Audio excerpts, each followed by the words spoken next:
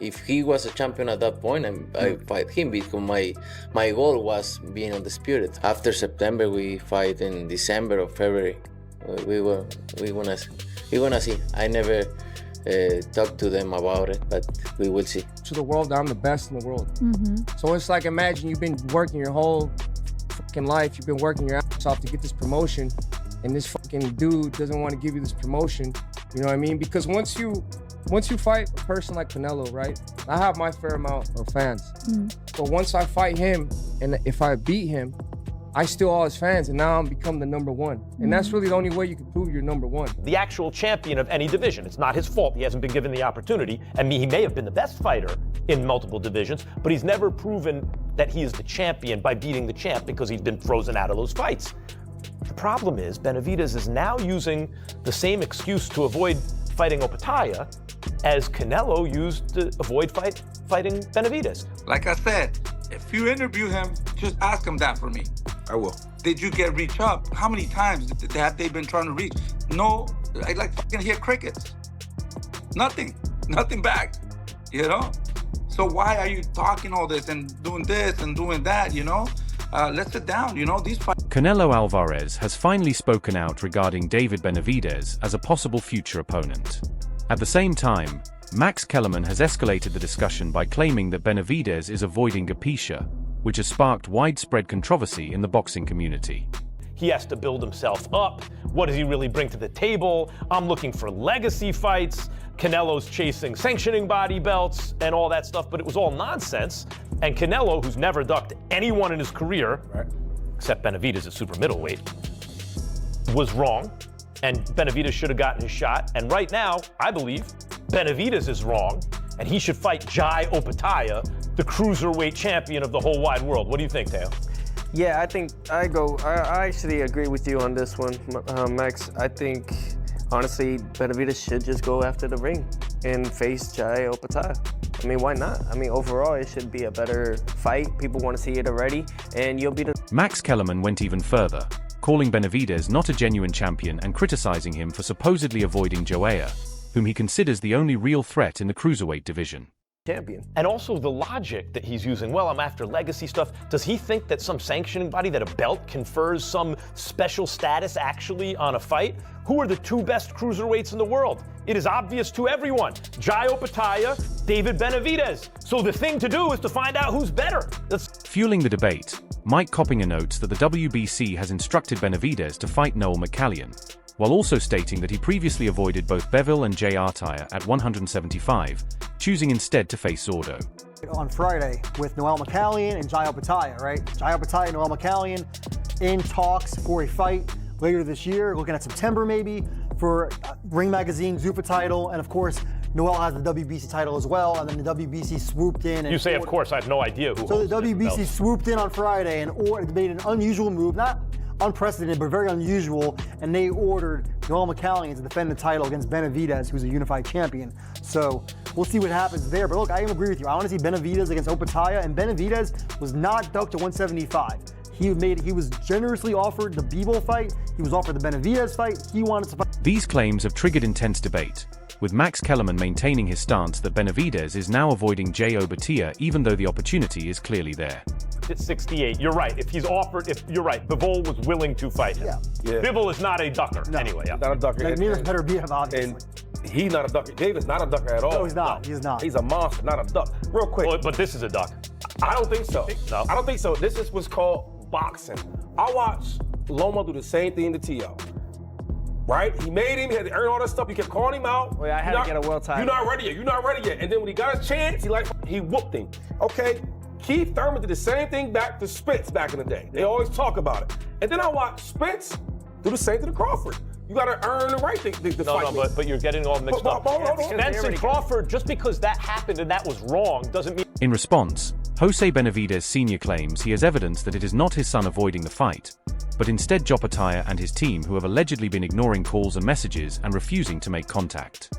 You know, I've been talking to his manager. I've been trying to talk to him. They're not responding to phone calls. I sent Opataya, listen, I know you want to fight. Help me out. Get me to your manager. Let's talk about this fight. You know, give me his number. Here's my number. Tell your manager to call me. Let's make it happen. You know, the thing is sometimes, you know, these fighters, they want to fight, but the managers and the team knows that he's not ready for David. So that's why they're not reaching up. And I'm going to show you, I got proofs. I'm going to tell you right now, you're only the first one that's hearing this right now. You know, I reach up to them. I call Dana White also. He's not responding. I got it. I got. In the middle of it all, Bivol, fresh off a win over Michael, has his father stepping in to shut down Benavidez' claims that he hurt him in sparring.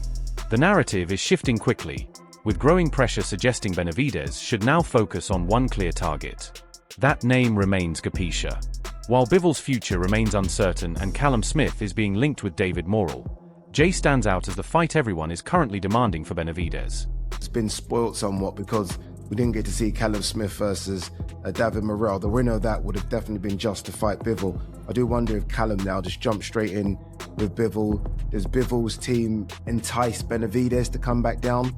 After Benavidez said he hurt Bivol in sparring, do they try and get that one on? I know Bivol's trainer or father's almost called out Benavidez for those words. So I don't know. What's bigger actually?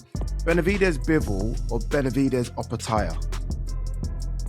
Well, in my head, the more thrilling fight is going to be Opataya and Benavidez, and we were both salivating at that. Firing back at Bivol and his father, Jose Benavidez Sr. insists that when they pushed for the fight, it was actually Bivol who stepped away by vacating the belt.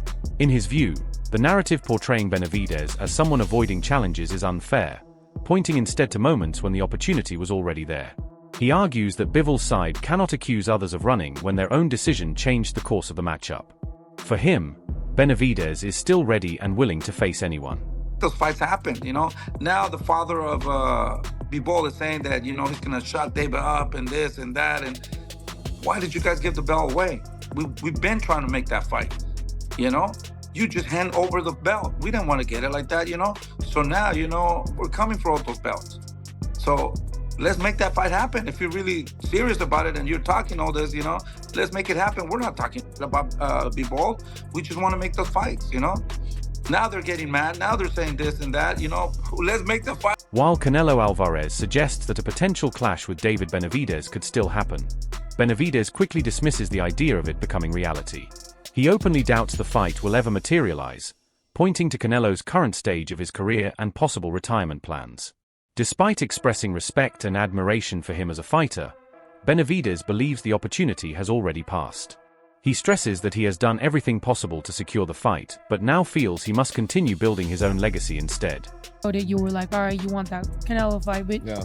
we don't know if that's going to happen or doesn't. No, I happen don't or think it's whatever. ever going to happen. Really? I don't think it's ever going to happen. I think Canelo's at a point right now, he probably might retire in the next couple fights. But, I mean, I did everything possible to make the fight happen. And I don't like talking about Canelo no more because people, oh, he's a hater. Get Canelo's name out of your mouth. It's not that, but at the end of the day, don't you want to see the two best in boxing fight? Like, Yeah. it's like... And I'm a Canelo fan, but I'm just like, I mean, if the, you know, if the, I mean, and the then kid too, wants it, you know what I'm saying? it makes sense too because they'll break numbers and pay-per-view sales. The live attendance be crazy, so much people would go. And it'd probably be one of the greatest fights in Mexican boxing history. So I feel like that's what we're leaving on the Benavidez goes further, reflecting on how the biggest fights in boxing often belong more to the fans than to the fighters themselves. He admits it is frustrating when major matchups never come together, especially after years of build-up and expectation. Having already moved through multiple weight classes and captured titles in different divisions, he says he has done his part in chasing greatness. Now focused on defending his championships, Benavidez insists he's committed to forging his own path regardless of missed super fights. Be a shame because I always say at the fights, they don't belong to us, they belong to the fans, to the people. They have that memory because when I was growing up, I remember watching these great fights and that's what motivated me to be who I am today. So it's like, man, we're leaving a great fight on the table, but you know, it is what it is. You know what I mean, there's nothing much I could do about it. I've done all my parts. I beat every guy in front of me to get to that guy and it didn't happen. So like, I gotta make my own lane, and that's exactly what I'm doing. That's why I went up 2 weight classes, no, actually 4 weight classes to get belt, and now I'm champion in 2 different divisions, and I'm looking to defend titles in both of them. For now, any push toward a Canelo and Benavidez showdown appears distant. As attention shifts to Benavidez's next move, Gareth A. Davies believes Gio Paya would have a strong chance of beating him if that fight were made.